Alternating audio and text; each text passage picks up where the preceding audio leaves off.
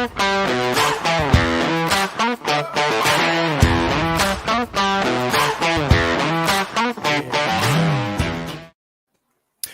is going on, everybody? So listen here. This is a very special day for me, not only because I'm doing a podcast with one of the greatest metalhead reality contestants of all time, Oh, Big Brother 13. I listen to a little bit of metal. Please.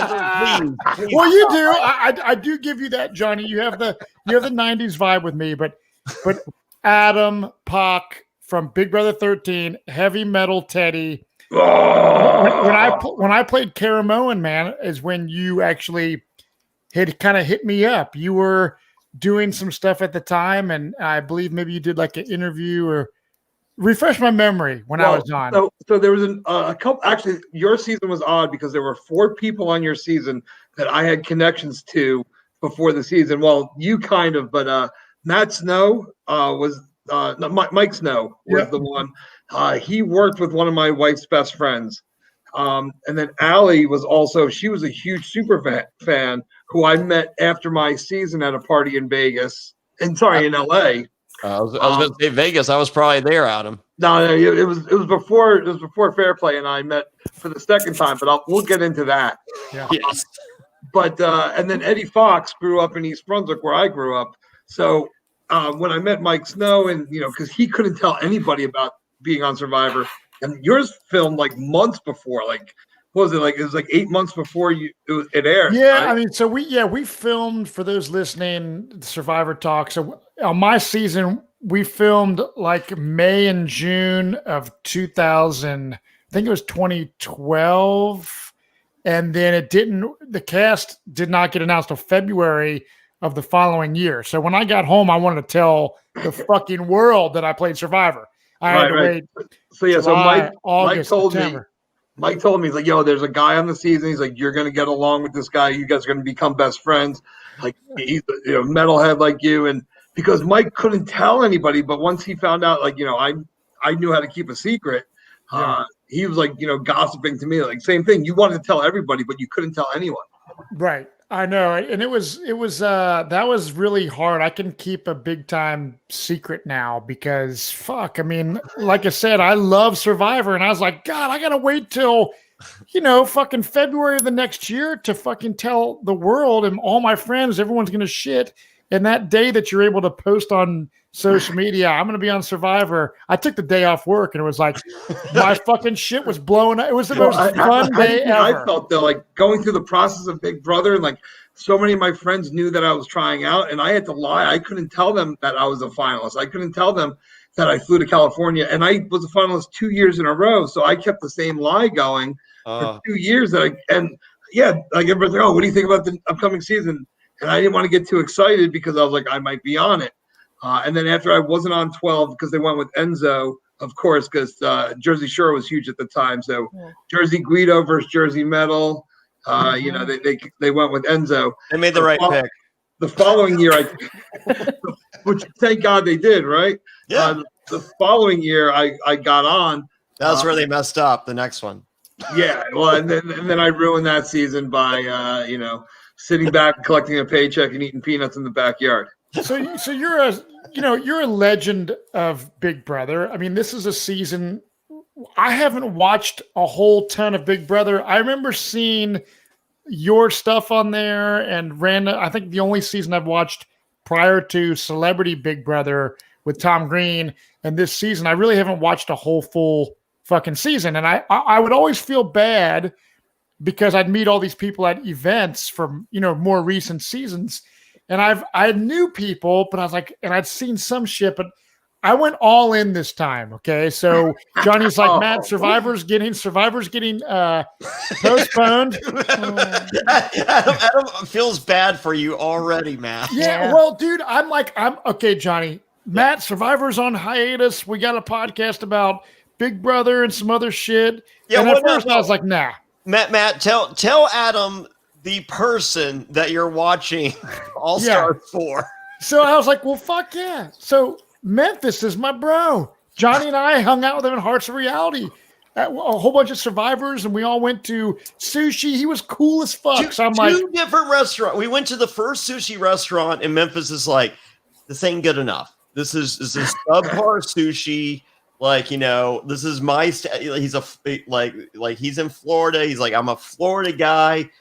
We got to go to a better sushi place. I got it going. Like our bar, our food tab at the first place was like $150 because I mean it was like 8 of us. You know, nothing crazy. And he was like, "Fuck this. Let's go to the next place. I got this." We go to the next place. Our tab was $400 because it was some fucking primo fucking sushi. He's like, "Let's do this right. I want to hang with my boys. I got new boys." Because like I was already friends with Memphis, like we'd hung out, you know, a few times, and every time we'd hung out was very beyond pleasant. All right, so let me ask you a quick question about that. When did he get the Matt Dillon teeth? Because it's so hard for me to watch him talking because all I keep thinking of is something about Mary when Matt Dillon comes out with those big old fake teeth. Because well, you didn't have to worry about that weeks 2 through 7 watching the show because they didn't show him. He wasn't on. so but hold on real quick, Julie. But Julie Chen Moonves did remind the viewers that he is responsible for every person being voted out. Oh yeah, no, you know what? It's well, we'll get to that. It's getting to the weird part of the game where hopefully this season can be saved. But yeah, Matt, if this is the first time you're watching a season, from start to finish, it would be better if you didn't know any of these people and thought it was a brand new season. Because they're the players. I mean, dude. So I'm like, okay, Memphis is my boy. I got someone that I know. It's always fun when you have someone you know on there. Yeah. But what a letdown. What was that followed by like minutes into the first episode? Yeah, this guy is an asshole. He's cocky. He's a fucking jerk. Like, what the hell? But I was at the beginning, I was excited. And now I'm just kind of like, I don't know. But now you should be like I for the bust of the season that it has been thus far, I think we're about to get to some good fucking television. Yeah, dude. The dam is starting to like spring a few leaks here and there. Like, yeah, when Nicole and Danielle stopped trusting each other. Yeah, that was, you know, that's bad because those two had like the most solid final two going in. What do you think it attributes to, like I looking back as someone who's done reality television, who's been stuck with people for extended periods of time? Is it just one of those deals where they were so close and it's just like, I've heard every story this person has. I'm over it. You think that's where we're at? With Christmas, yeah, because Christmas is just a train wreck. But I think what it is, and you guys know because you get far into that game, there's a thing called greed. And greed is a motherfucker. Greed is one of the 7 deadly sins for a reason. The closer you get to that money, you start like thinking differently because you want it, you smell it, you taste it. And these people that are left, these 7 that are left besides David and Kevin, which should be the next 2 out, these 7 all have David and Kevin. I love it. They all have something to prove. They all need to win this game. I mean, Nicole's already won, but she wants to be the first 2-time winner. Yes. I mean, you know, you have people that came in final 2, final 3. Greed is setting in, and yeah, these guys, they're going to be going for blood. It's going to get, hopefully it doesn't end up like season 16 where everybody went out like nicey nice down the line and just let Derek win $500,000. Yeah. So I mean, but do you think potentially there's also it has been all nicey the entire time, and there's people that are just, you know, sitting in the place of, I'm just tired of talking to the same motherfucker. Right. Well, like as great as you were with me this entire ride, you know, I've been living with you for 8 fucking weeks. I'm over it. Like, you know, let me talk to someone else. Yeah, that's why David's actually in a good spot right now because nobody talked to David. So he's having first time. So he's going to become an ally to people just so they have someone new to talk to and hear new stories. I think so. I mean, like we heard last week, like, you know, like David go, it was so telling and so sad on multiple levels. You know, it's just like, you know, getting information in this game is key. and vital to winning this game. And for the first time, I got information, and I was like, "Oh, I mean, we're sitting at week 7. This motherfucker gets information for the first time." Well, to be fair, he did get some information the first few weeks, and he spread it around, and that's why everybody decided they couldn't tell him anything. That's exactly. Well, now let me ask you guys something on Survivor, because I know in Big Brother, because you are stuck in that house. Yeah. When you tell the truth, nobody believes you. When you lie, everyone believes you. Is it the same on Survivor? Like when you're out there, I think it might be a little different for you guys, but how does that work? That's a pretty interesting theory, especially from Jonny Fairplay, the liar, and Matt Bischoff, who actually spoke a lot of truth and tried to be honest in certain parts of the game. I don't know, Fairplay. You have an opinion on that? I felt that there was at least for the people that I really wanted to work with and respected, there was at least a kernel of honesty in what I was saying. So I think with that honesty does go a long way. As far as the lying aspect, if I don't respect you and I don't like you, and I don't want to work with you, I'm gonna lie to you, and I found success there as well. So, it's not a diss. I mean, it's just there's people. I mean, like there's people that you want to bring to the end, but for me personally, if I were to go back, there's people that. Like, I feel I could beat anyone, and maybe I'm wrong, and maybe that's a fault in my game going back, and it could be, and I can live with that.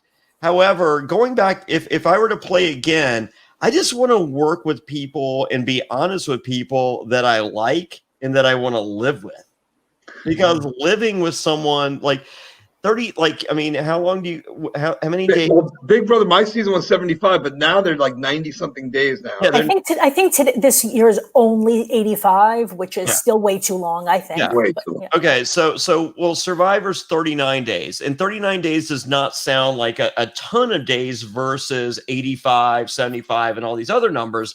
However, starving on a fucking island, it is. You can multiply every day times 10 is what it really feels like. It feels like, well, actually, it's good preparation. It feels like a COVID day. Yeah. I always say, like, I love Survivor. I love watching Survivor, even though that show, Jeff Probst has killed that show. Stop. We'll get into that another time. Don't listen to this guy. I could never do that show because I need to sleep and I need to eat. And I am not living in a fucking tree during a storm with a fucking piece of rice. I'm a fat guy. I need my bacon. No. So well, you would be able to do it though. No, I mean, those two parts I can't help. The starving with rice on a tree and all that I can't help you with. However, I have the most rewards in the history of the show, and I was the first person to go to sleep every night. I was the last person to wake up every morning. Yeah, Johnny, how much weight did you lose? My first season, 3 pounds. Yeah, exactly. So he wasn't really starving. I started at 116. I finished at 113. I remember Courtney looking like a skeleton at the end of her season. I mean, because she wasn't the first to go to sleep and the last to wake up. You got to work that shit in, Adam. I mean, it's very key component. So I would be remiss if I didn't wish you a happy Yom Kippur. Well, thank you very much. Thank you. The High Holy Days, Jewish New Year. I'm a bad Jew. I was eating bacon the whole time. Of course, Johnny does not care whether I had a good Yom Kippur, but we'll talk about that later. Well, no, I was with both of you, Karen. You and Yom Kippur is not supposed to be fun. No, right? It's meant to be endured, and I endured it. And I had a pretty miserable day. So the fact. So God got me for not sitting at the temple, atoning for my sins. He put a horrible day on my plate, but it's a great night because it's over, and now I get to spend it with reality legends and Karen. And this woman who's here for some reasons that we're not quite clear on. Well, I like your background though. You got some good stuff going on back there. You got some good shit going, brother. All right, Adam. Before we get any further into this, because it's killing me. Why do I hate you? Why? All right, so the famous first time we met Yes. was in Vegas after Big Brother 13. Now, on Big Brother 13, I was a huge fanboy before the season started. I go into the house and I play with 6 of the best of the legendaries of my favorite people. I played with Evil Dick, my favorite player of all time. Yeah. His daughter Danielle, who I guess because I like Dick, I liked her. Jeff and Whoa, Jordan. hold on. We need to isolate that sound clip. Jeff and Jordan, America's couple. They're cute. They were the underdogs their season. Jordan won. And then Rachel and Brendan, as I said, I almost got on season 12, and I was single at the time during the casting process, and they asked me what my dream girl was. And I said, I love a busty redhead who plays bass. And they said, well, what about 2 out of 3? I'm like, I'll take any 2 of those 3. If she's busty and plays bass, redhead plays bass, busty redhead, fine. Doesn't even have to be a female. Well, yeah, it helps. It helps. So during the casting process, they accidentally had Rachel and I pass each other in a hallway one time. And I was so mad when the cast got announced and I was not on there and she was on there. And I said, I'm rooting for this girl. So kind of like with Danielle, because Brendan was with Rachel, I rooted for Brendan. There was no bad blood there. I was like, hey, you know what? He got her. Fine. So when I went into the house and I saw 6 of the best players of all time playing, I thought, oh, shit, we're in trouble. Oh, wait, we have the numbers. Let's do something about it. And one by one, all the newbies started leaving. And I said, if I want to stay, I got to kiss some veteran ass. And I hitched my wagon to them and I let them drag me to the end. And I'm not ashamed of it because when I look back at it, of course, as a fan, I know it sucked. And I would sit in the backyard and I would talk to fans and I say, I know you hate my game, but it's working for me. It's working for me. Yeah. And if I go against them, easy out. So I stuck around. And you know what, though? In my defense, it worked because everybody says I got dragged to the end. And I say the people that were dragging me all left before me. So I put myself in a position to win and I lost, which, again, I'm fine with. However, coming out of the house, and again, you guys play Survivor, so you see the storyline being told. I don't know what storyline's being told.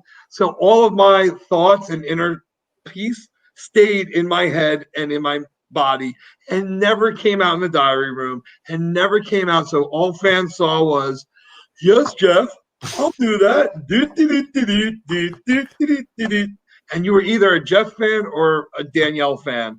And Jeff fans, they put up with me because I was helping their boy. Danielle fans hated me because I wasn't helping their girl.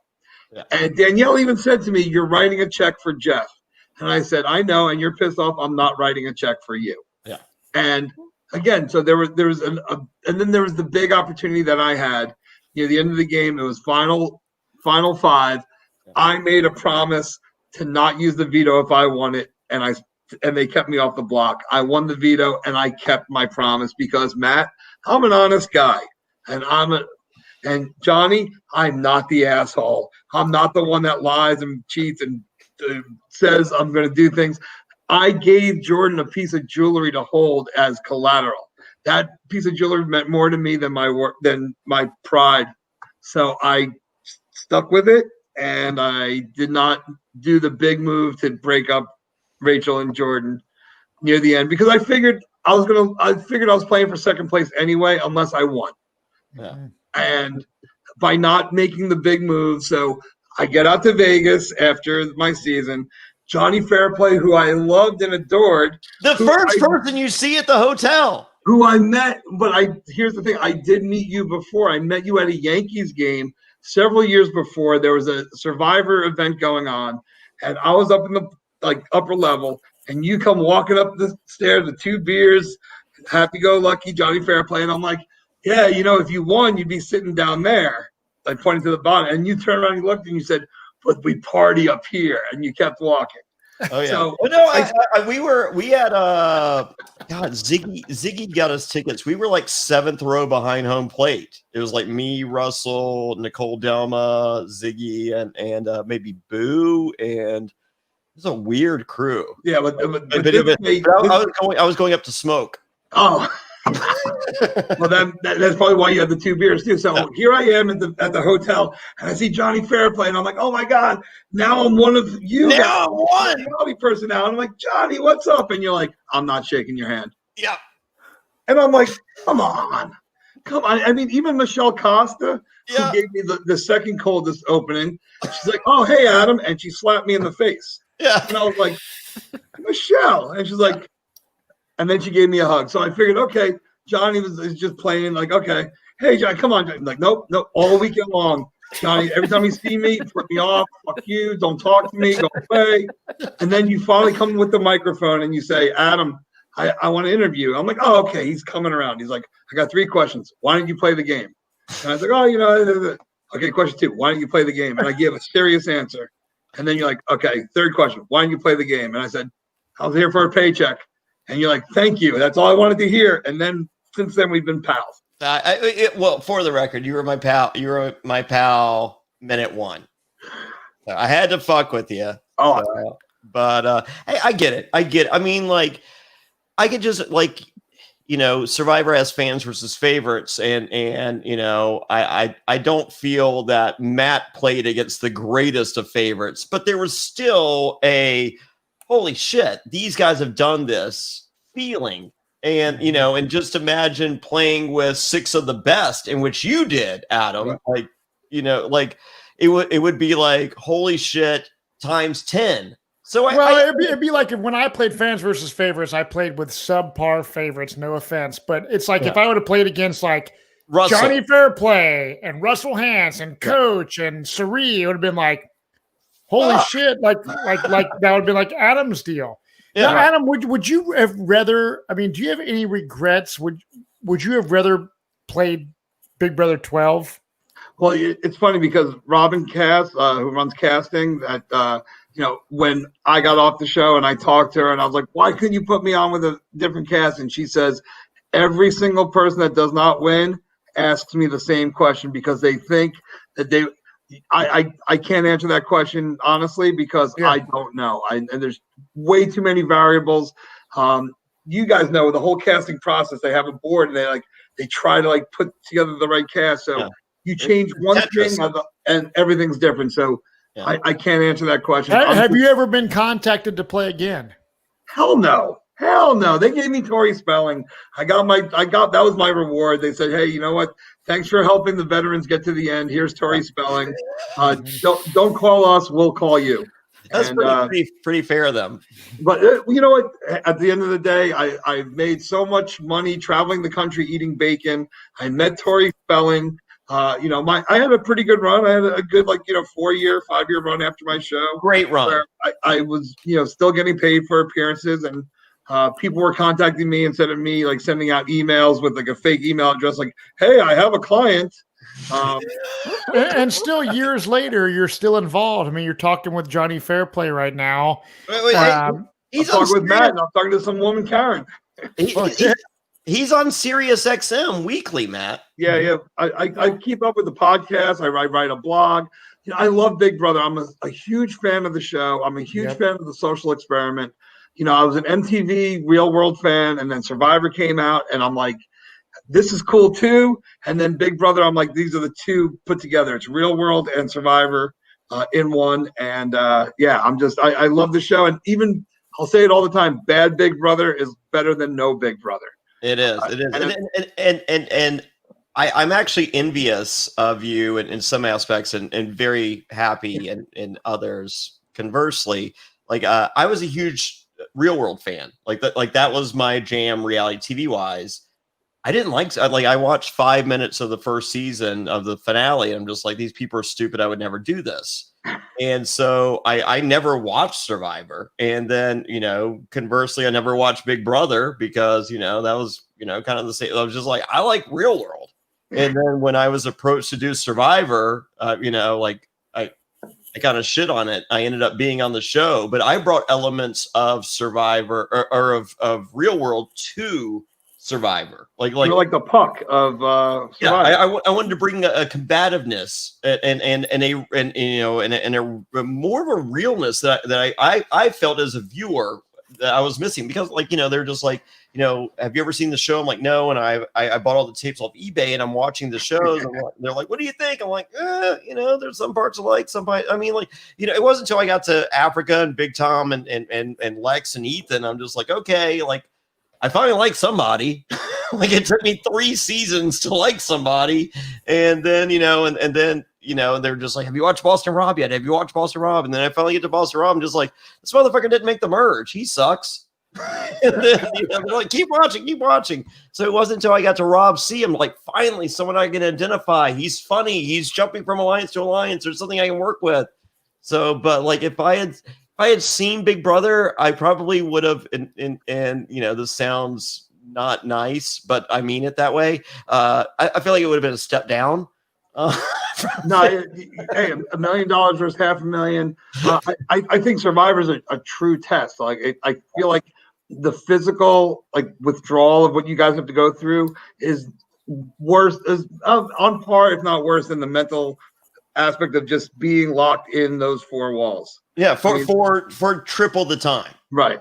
I think they're equal as far as difficult. Well, I mean, not your challenges. Our challenges, you have to go over something, under something, and then do a puzzle. Your challenges, you have 5-piece puzzles, and those are apparently difficult for some players. Yes, they are. Yes, they are. Or you have to hold your breath underwater while doing a puzzle when you're a 40-year-old fat smoker. So as a huge, do not talk about my good friend Rupert like that.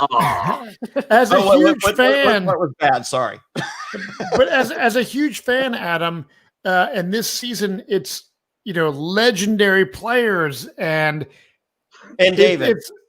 So, what are your thoughts on why this season is turning out kind of subpar and predictable?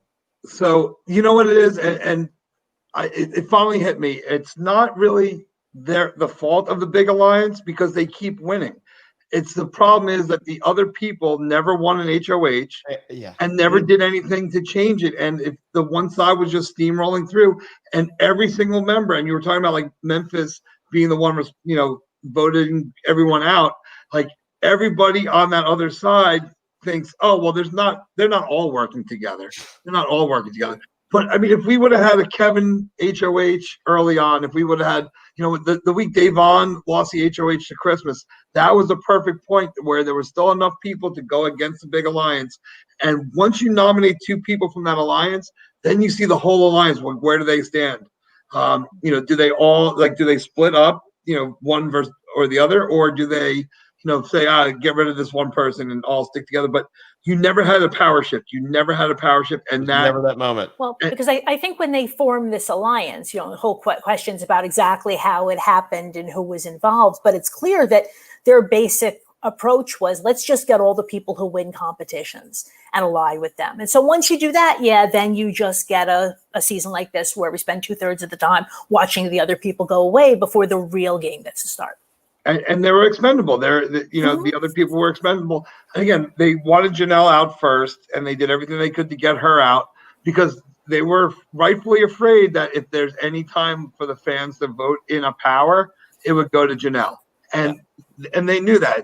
Or Kaser. I mean, honestly, as much love as there is for Janelle, I mean, could Kaser potentially could have gotten that power over Janelle? Because I mean, so Matt has never really watched Big Brother until this. I mean, other than Celebrity Big Brother. So Matt as a newbie, he was like, I kind of understand the Janelle stuff. He goes, but I'm all in on Kaser.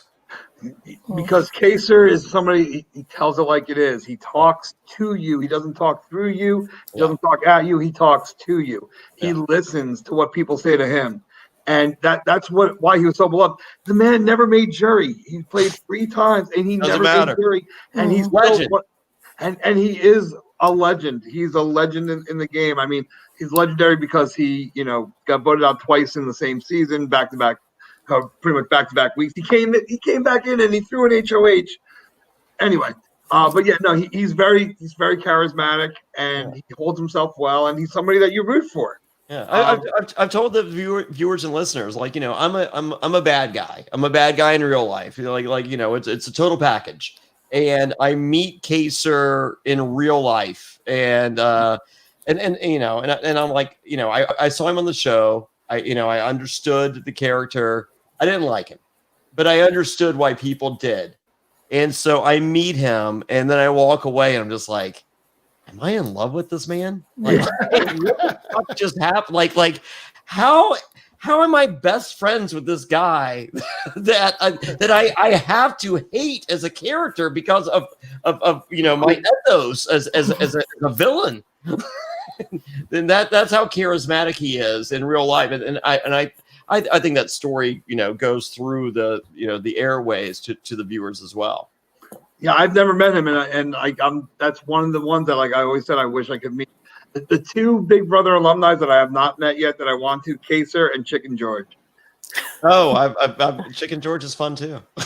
I've talked to him on several occasions, and we were supposed to be at a couple of events, and it never worked out. Yeah. He was probably struck by lightning, is why he missed the opportunity. he's been struck by lightning like what, 3 times, 4 times? More. You know what? I would say more than any man deserves, but I think Chicken George deserves every bit of lightning that he's gotten in him. So. But you know what, though? I wish he was in the house this year. And you know why? Because he would have had fun. Mm-hmm. That's the worst part to me with everything on this season, is that if none of them are having any fun, and that's why we're not having any fun. Well, no, I think we're having fun because as Big Brother fans, there's part of you that loves to shit on the show and shit on the players.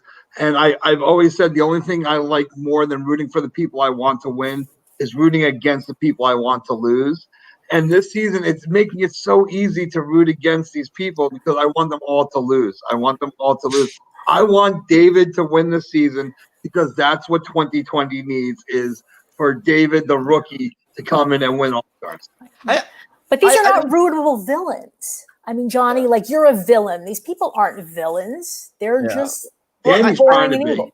I think 2020 needed fun, and that's why I'm upset at Big Brother All-Stars.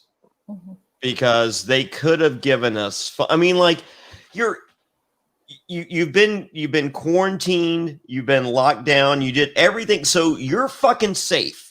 And you're playing a fucking game on fucking reality TV and getting paid for it. Of all the people on the planet right now, you should be the only people having fucking fun easily.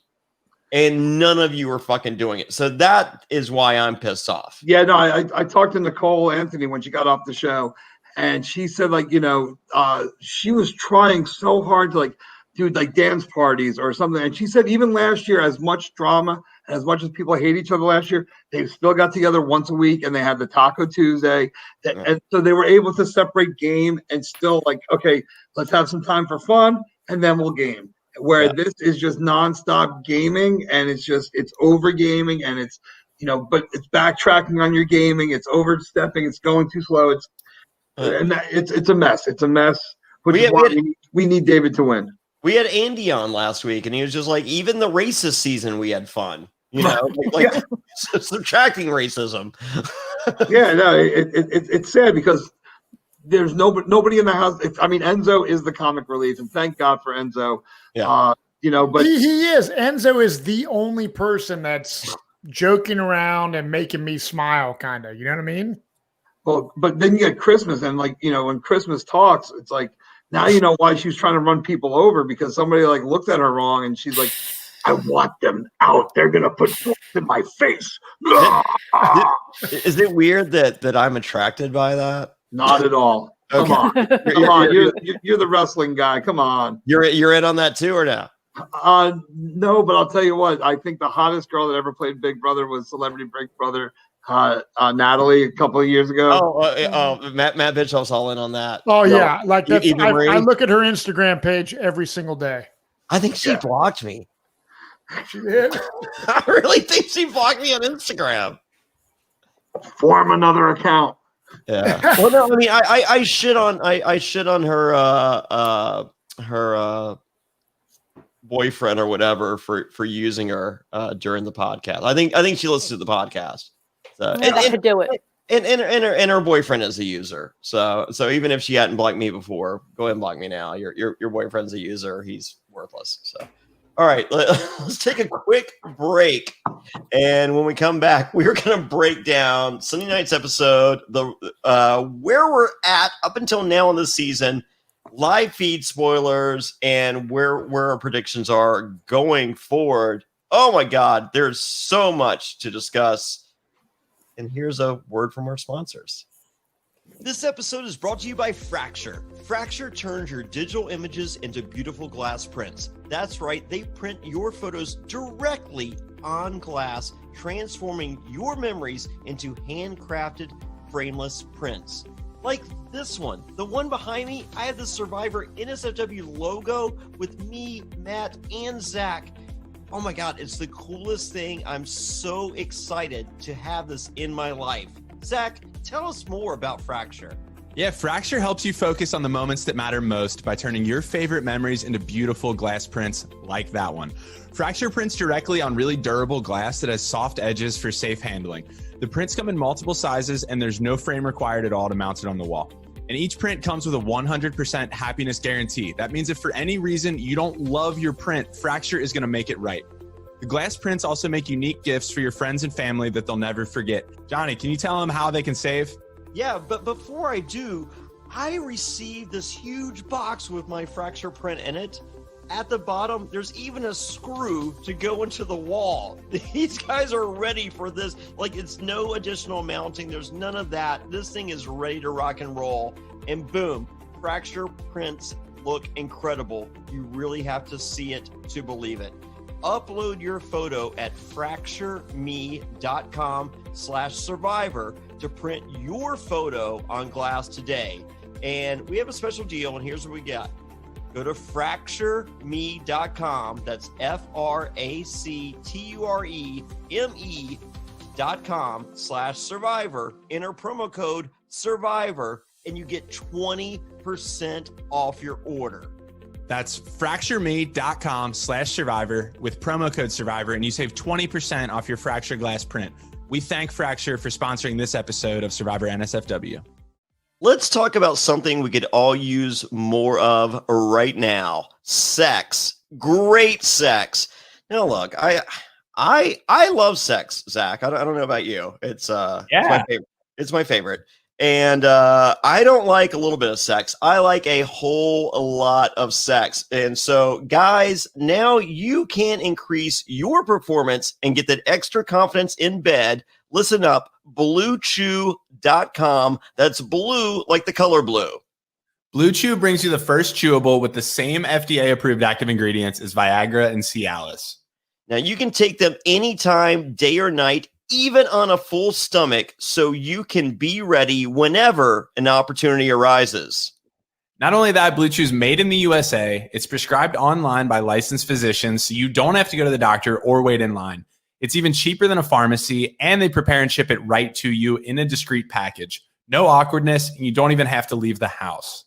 Now, if you could benefit from more confidence where it counts, Blue Chew is the fast and easy way to enhance your performance. Guys, this isn't me reading ad copy here. This is Jonny Fairplay. When he knows action is about to go down, I grab the Blue Chew, I peel it open, chew it up, and I go, get ready, we're going to Pound Town. Someone is going over. Someone is winning a championship tonight. That's right. And that could be you, because right now we've got a special deal for our listeners. Visit BlueChew.com and get your first shipment free when you use our special promo code SURVIVOR. Just pay the $5 shipping. Again, that's BlueChew.com, BlueChew.com. Use promo code SURVIVOR to try it for free. Blue Chew is the better, cheaper choice, and we thank them for sponsoring the podcast. And remember, when you support our sponsors, you help this podcast be possible. So please use our promo code SURVIVOR at BlueChew.com. All right, and we're back. Damn, Jonny Fairplay. I got fucking horny hearing you talk about Blue Chew. Yeah, it happens. I would be remiss if we didn't mention this on this episode. This is a milestone episode. I got so excited that Adam was here that I buried the lead. today, this very fucking second, is the 3-year anniversary of the Survivor NSFW podcast. Hell And yeah. who would have ever fucking thought? Rob C put the plus or minus at 3 weeks. and anyone thinks that I'm saying bad things about Rob C, that was a smart bet. So don't.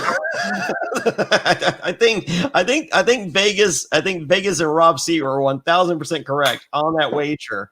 But for some reason, I drug Conrad Thompson through the Hustlers, Heroes, and Healers season of Survivor.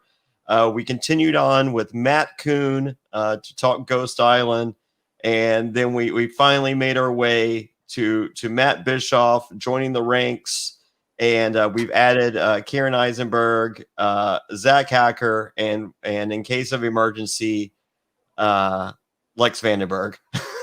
So I just want to thank everyone. This is shocking that I mean without fail for 3 years straight weekly this has happened, and many times bi-weekly, with the coverage of Big Brother and other things that World's Toughest Race that you can watch on Amazon Prime. We have coverage there, and all the other things that we've done. And I just want to say thank you to everyone.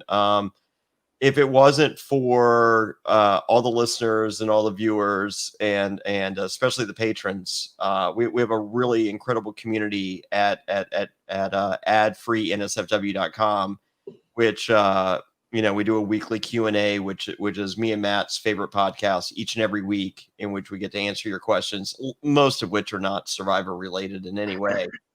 And this has been an incredible ride, and it's truly humbling that you guys have been on board for now 3 years to this day.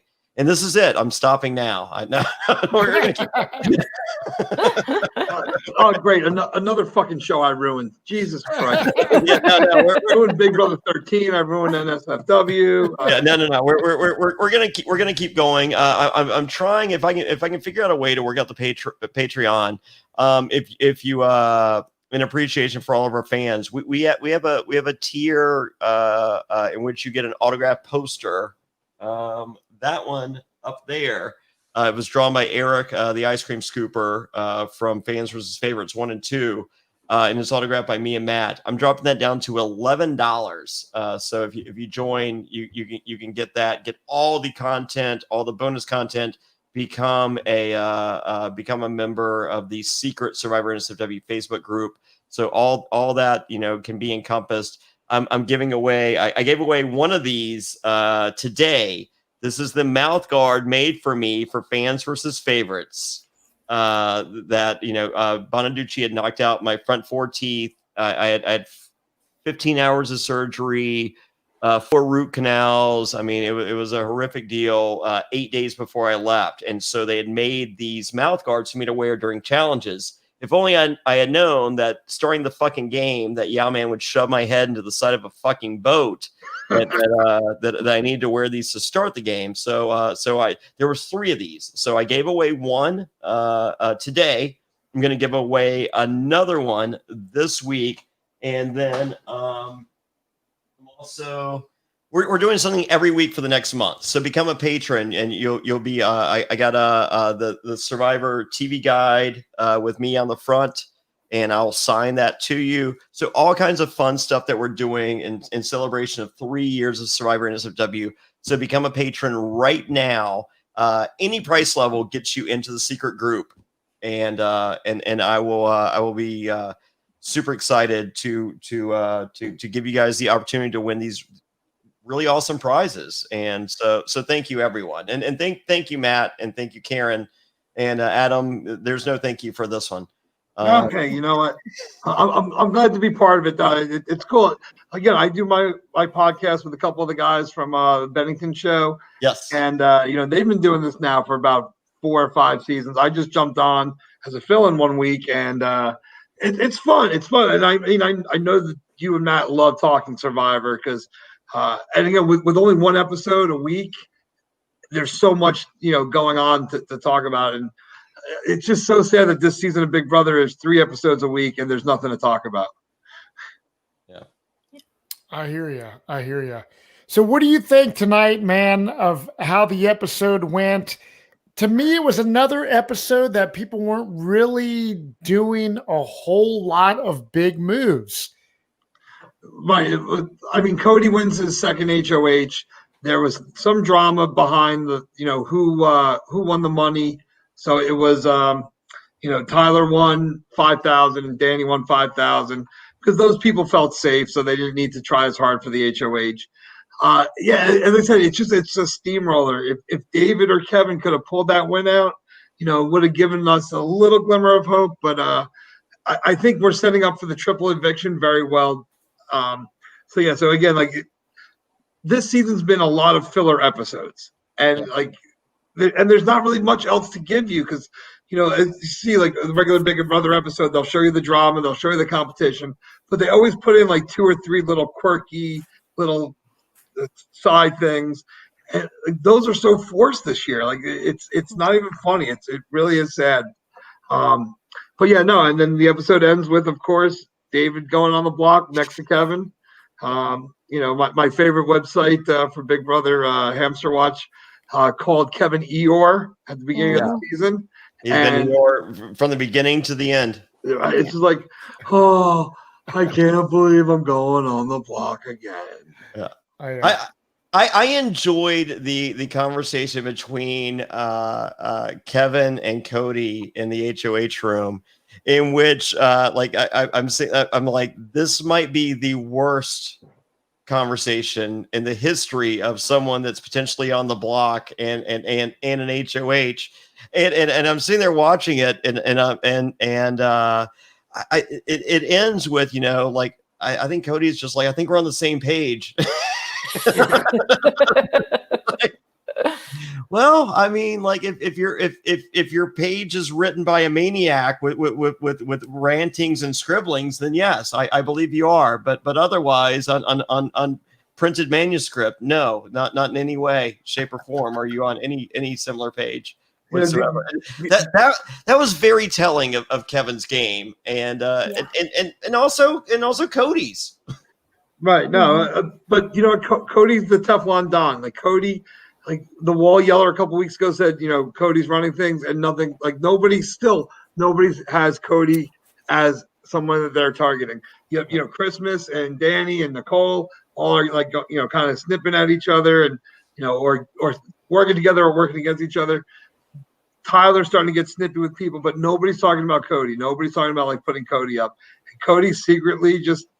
Not even secretly. He's just winning and being in the right conversations, forming 12 more alliances every week, and I would put Cody up purely on his stupid tattoos. My wife is like, these are the most douchey tattoos ever: a Celtic cross and a fucking barbed wire tribal looking thing. Terrible. Hey, he's from Jersey, man. That's what we do in Jersey. I don't have any, but I'm from Jersey, and I don't have either of those tattoos. So okay, good. When you walk into a tattoo shop in Jersey, if you don't have anything on you, they say, "Okay, you get the barbed wire around the arm." And then, are you Jewish? No, okay, you get the Celtic cross. Yeah. I'm sure they have a Jewish version of the Celtic cross for people who have no idea. Yeah, it's the metal band Celtic cross. What are we thinking about Cody's performance? I mean, here's a guy that was seen as the lesser of the two on his original season. For me personally, not a fan. However, I feel like I've become a fan in that we've gotten glimpses that this guy has not only studied, but learned the game and is playing a pretty good game. Oh, yeah. I feel like he's playing an excellent game. I mean, like I said, I'm not sure I like him because there's just nothing about his character that's particularly appealing to me, but he's playing a hell of a game. I mean, you do have to give him that, I think. Mm-hmm. He's protected on every side, so he's just... I agree with that. The only person who is coming for him is Kevin. So, yeah. And Kevin's probably walking out the door this week. Yeah. All right, so what do we think about the reveal from Enzo? And I think in a pretty big gameplay move, revealing the two wise guy alliances to Cody. That actually, I said Enzo is playing a much better game this time. He's more aware of what's going on around him. He knows his ride or die is Cody. Cody's got a couple ride or dies. But the fact that Enzo is willing to tell Cody the truth, the whole truth, and nothing but the truth, you need that one person that you can rely on. And I feel like for Enzo, it is Cody. So, again, that helps Cody more than it helps Enzo. But I can see Cody bringing Enzo along and kind of as his, he's Derek and Enzo's Cody, take him to the end because he could probably beat him. Yeah. But, Enzo's got a good resume up to this point. He wins a few more challenges going down the line. They might have to start thinking about getting rid of him. I think Enzo gets an HOH. He wins this game. He's got. I think he needs two. I think he needs two another HOH. And he needs. I think one and brag about it enough. I think if you say it enough, it counts as two. Well, then Memphis has won like 12. Well, Memphis' two HOHs were the best two HOHs of the season. He got out Nicole and Davon. He's pretty great. He'll tell you. So yes, he will. We see these people, these house guests explaining and I feel it's across the board. Like we hear Memphis saying, we hear other people saying, Enzo is a pretty good person to bring to the end. And I'm sitting there as a viewer, I'm catching little bits of life. Like Karen's going to bring us full throttle on where we're at, after this episode moving forward. But going up to the end of this episode, just what we've seen thus far this season, I'm watching Enzo and I'm just like, how is he not the most likable motherfucker in the house? And why do you think you could beat him? I think Enzo's the only person who beats Cody. I think Enzo, as of right now, beats everybody, and nobody seems to see that. It's quite possible. Enzo definitely is, a likable person, and but the edit that he's getting, he's also getting a very good edit because Danielle is, as we talked about earlier, Danielle's trying to be a villain, but they're actually showing you that nobody believes it, but she believes that she is the puppet master. And my thing for her last week was on my Big Brother Network rankings was Danny thinks she's a puppet master, but she doesn't realize that she's been handing out scissors to her alliance for weeks. Like she's giving them reasons to get rid of her but she's so cocky about it.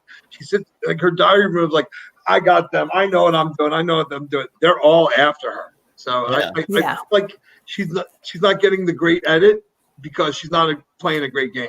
But I appreciate her diary rooms more than pretty much anyone else in the house. Right, but it's not like she's not fooling anybody.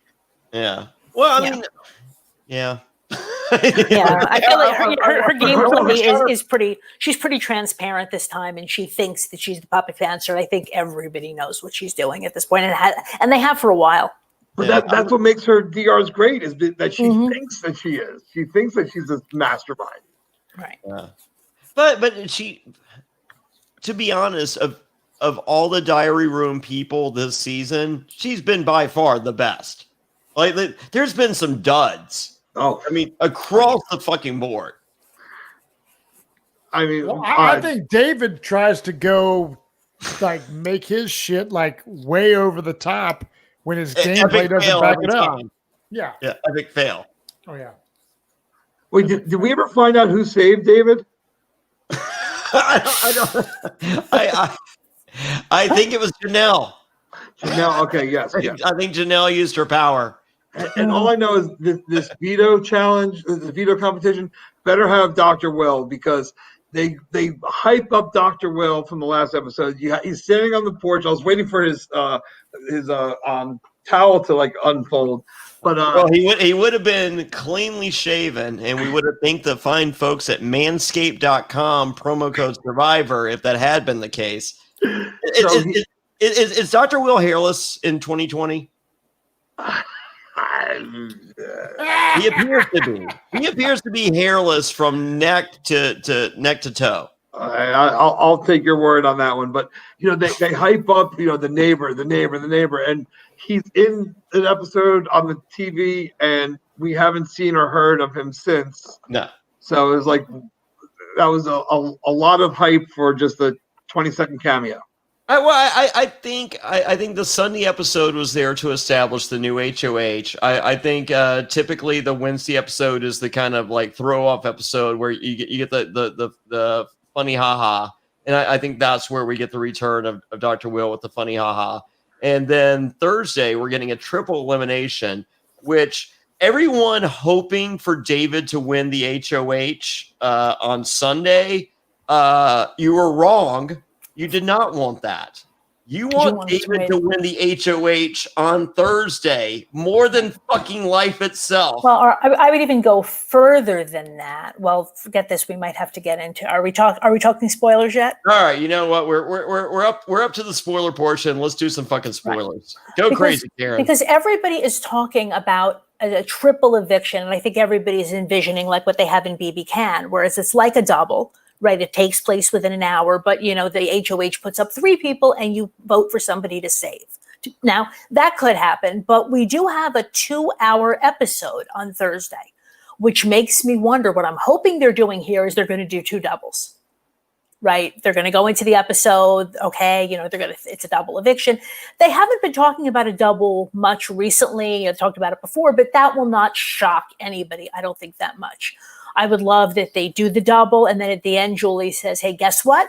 We're doing it again. And that's where I want David to be HOH, not even the first one. I would love that, but I think we're getting I think they're going to steal the BB Canada version of the triple. Right, but then drag it out for 2 hours? Yes. Yeah, it's Big Brother. They can sell advertising and drag it out. Of any show I've ever watched of dragging out shit, Big Brother is the fucking king. Karen, I would love for that to happen, but that would mean that they would have to set up 4 separate competitions in the backyard. In COVID. And all right. But I mean you could, but it would be that would be a lot of moving pieces. At least it would be interesting because I feel like even with the double coming up, and I can count on less than one hand the people who might be going home. Well, I mean, at this point though, it's like all it's going to take is whoever stays between Kevin and David. Spoiler: veto wasn't used this week. It's probably Kevin going home. But then David needs to win veto or HOH, or he's going to be one of the 2 going home. But if he does happen to win a veto or the HOH, you're going to have 2 people. You're going to have at least 1 committee member going home, and that's what we want to see. We want to see that big alliance. I think we all want to see 2 committee. Even people I think that are pro committee. I think they want to see 2 committee people going home. I mean, I would love to see like Danny and Nicole go home back to back. No. Yeah, that's not the 2. You're having. You probably want to see Cody and Tyler go home, which again that would be cool too. I can live with that. Even if it's Danny and Christmas, I'll take it. Stop saying Danny's name. I mean, I think you guys have missed the part that really affects me is the Danny part. Like. I had friends that entered this game, one of which were Memphis, one of which was Janelle, one of which briefly Kaser.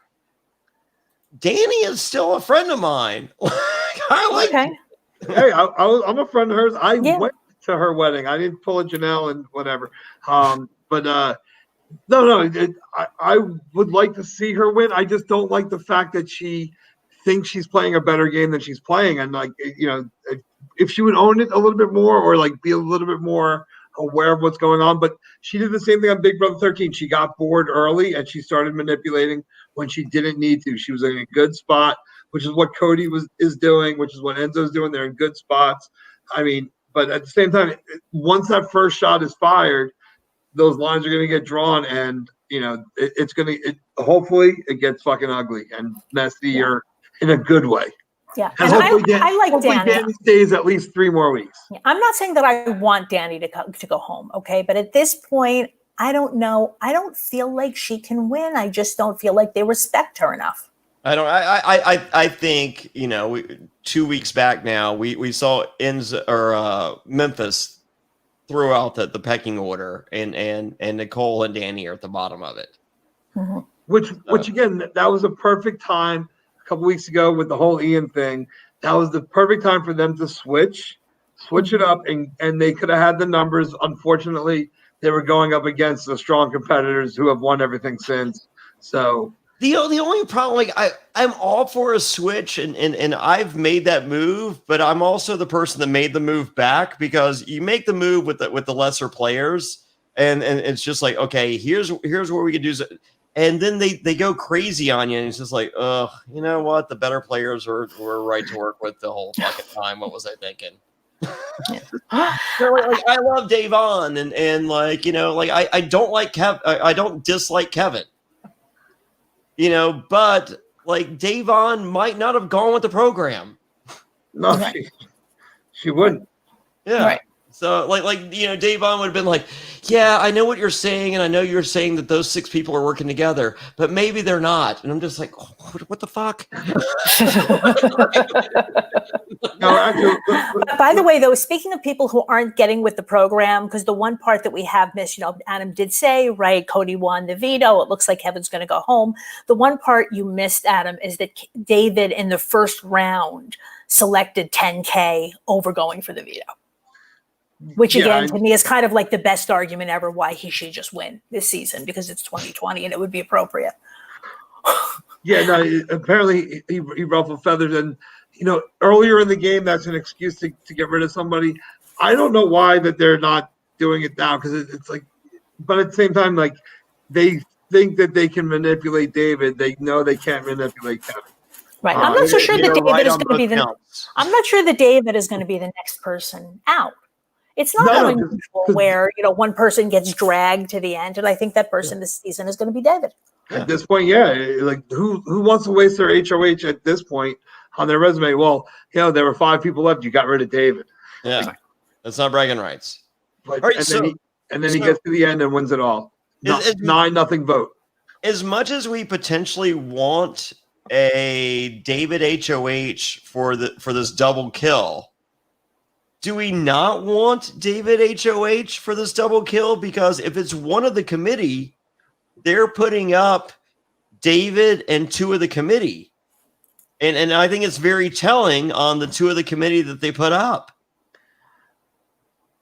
I mean, if they are doing it that triple way, yeah, that's really gonna ruffle some stuff. And then here's the best part of that. Then David wins veto, and he's got to put another member or Enzo, and I mean, Enzo's not part of the committee, but he's functionally working with the committee at this point. So I think as much as we've been praying for a David HOH this season, I don't think I wanted this. But look, doing the numbers, I think we want a committee person winning HOH for the triple, and David being nominated but winning POV.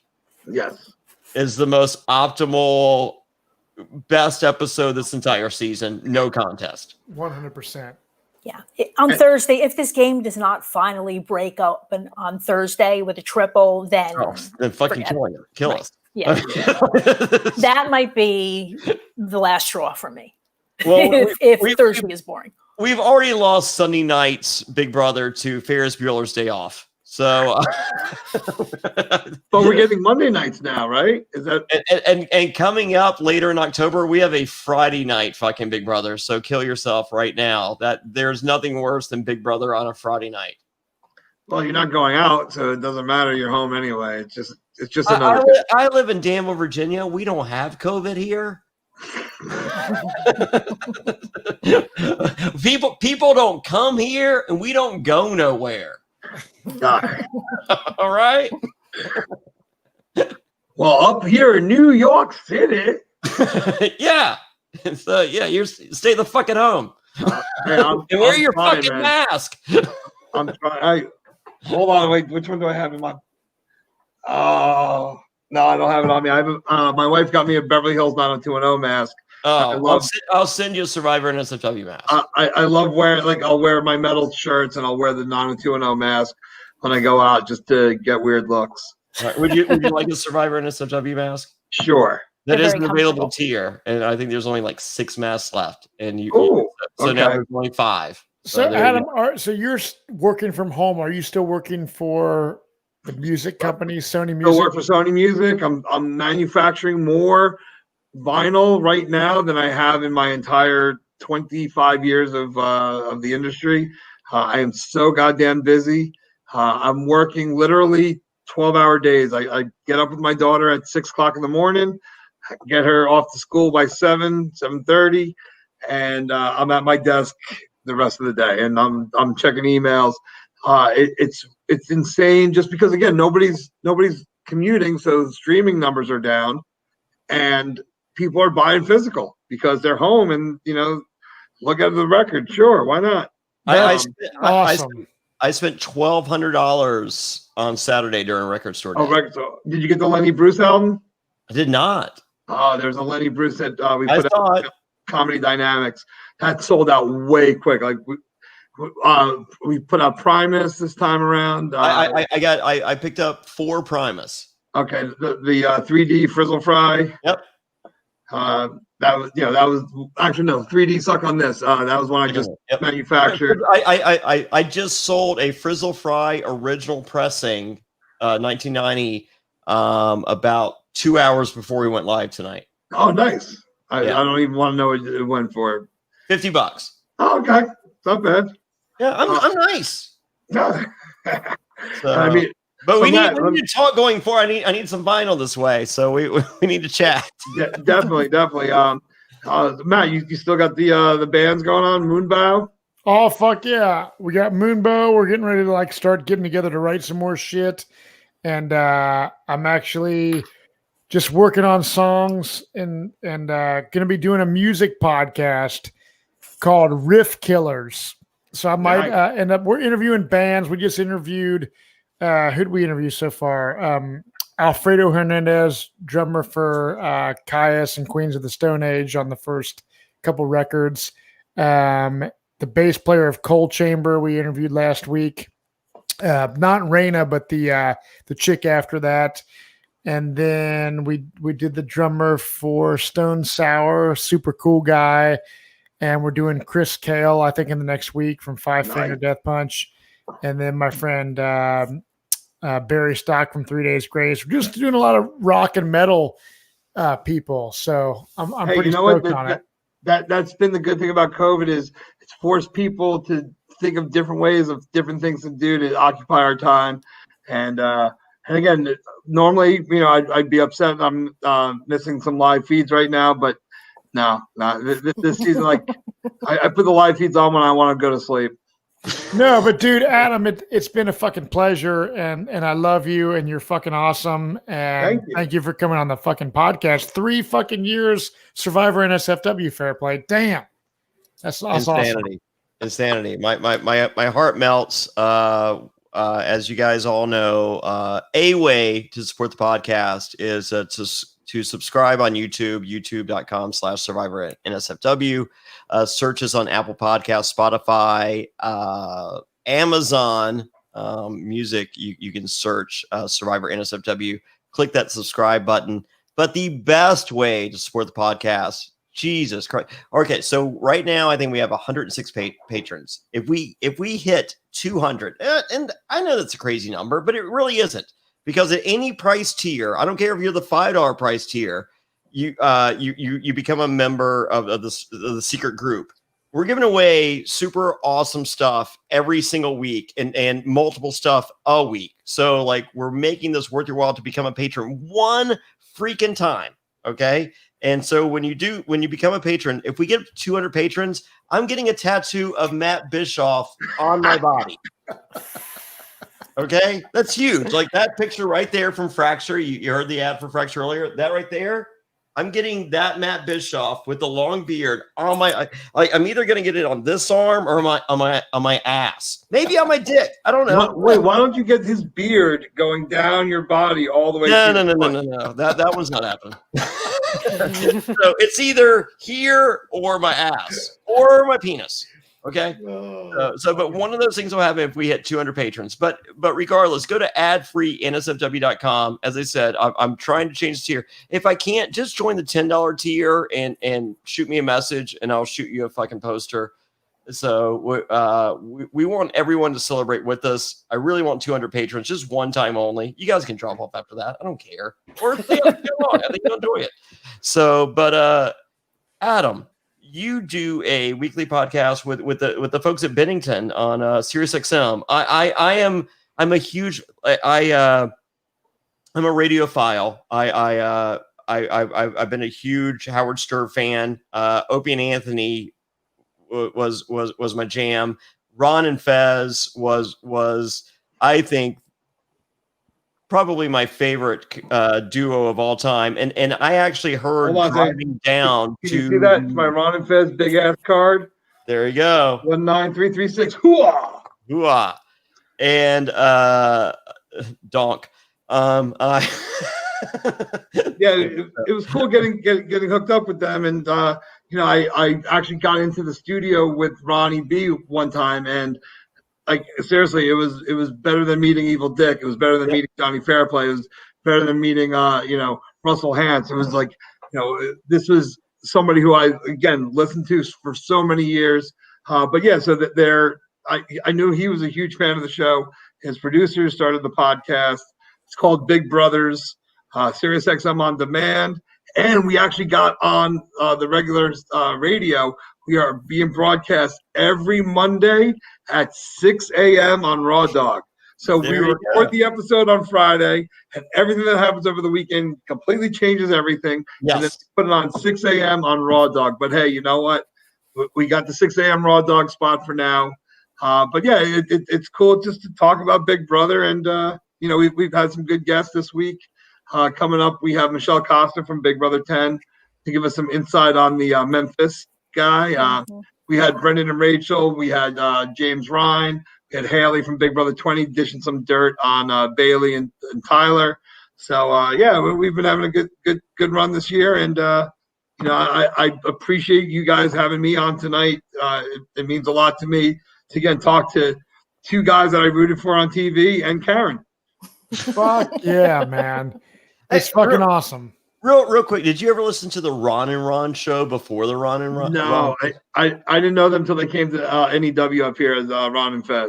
Okay, so I listened to Ron and Ron heading to the Gator Bowl in Virginia Tech versus Tennessee, and I like that broadcast changed because I grew up in Danville, Virginia, where we had shit fucking radio, and then I heard, and I was just like, other than Howard Stern, like that was, I was just like, this is it. Like it is the predecessor of the podcast. Right. What it really is. You look back at Ron and Ron, and then Ron and Fez, and then Opie and Anthony and Howard, and that's what a podcast is in 2020. Just people sitting around talking shit, making each other laugh, and if other people like it too, great. If nobody else listens or nobody else likes it, who cares? You have fun doing it. So you being on Bennington or working with the Bennington folks really means a great deal to me, and I'm so proud of you. And Adam, I love you, and as much as I pick on you, as much as I was mean to you in those first 4 days, I think you're an awesome dude, and I thought so from the very beginning, and I still do to this day. And I'm sorry I ruined Big Brother 13. I do accept your apology, and you are right to make that apology. But it's still better than Big Brother 22. yes, very much. So everyone go to ad-free NSFW right now. Let's get 200 patrons. Let's get a fucking tattoo on Jonny Fairplay that he shouldn't have. And and let's finish with a special word from these fine folks. Summer's here. It's crazy hot outside. We all know that you should drink more water. And by the time you feel thirsty, it's too late. You're already dehydrated. You can't focus and you feel tired. Drinking enough water is critical for a healthy lifestyle. It increases your brain power and boosts your productivity. It prevents headaches and increases your total focus. Not only that, it improves your skin and mood. It helps your digestion and it gives you energy. It prevents bad breath and can even help you lose weight. Holy moly, this is the dating cure if I've ever heard of one. But how much water should you drink each day? 10 cups, a gallon? The good news is it doesn't have to be that complicated. And that's why I start my day with Hydrant, because Hydrant helps you hydrate faster. What is Hydrant? Well, they've created a refreshing electrolyte powder that you mix directly into water to more efficiently and effectively hydrate your body. It hydrates you quickly and keeps you going for longer. Each rapid hydration mix has the 4 essential electrolytes your body needs: sodium, potassium, magnesium, and zinc. And it packs a punch to help your body hydrate fast and stay hydrated. And if you're looking for that extra boost of energy, there's also Hydrant Plus Caffeine, which contains 100 milligrams of caffeine, all from green tea. And Hydrant is backed by research. The formula was developed by an Oxford scientist. It's also loved by pro athletes like yourself, Jonny Fairplay. Oh yeah, did I mention first place in the men's masters in my last 10K? That's right, thanks to Hydrant. Top performers, celebrities, and thousands of 5-star reviews.